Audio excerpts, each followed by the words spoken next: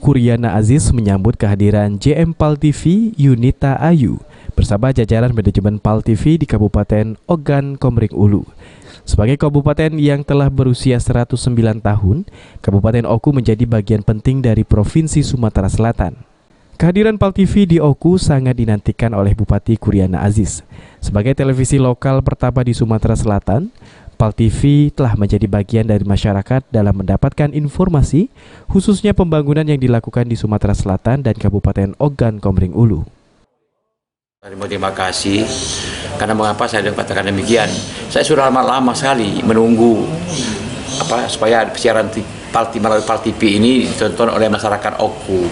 Karena selama ini untuk media-media elektronik berupa TV ini, TVRI Palembang pun tidak dapat siaran di sini.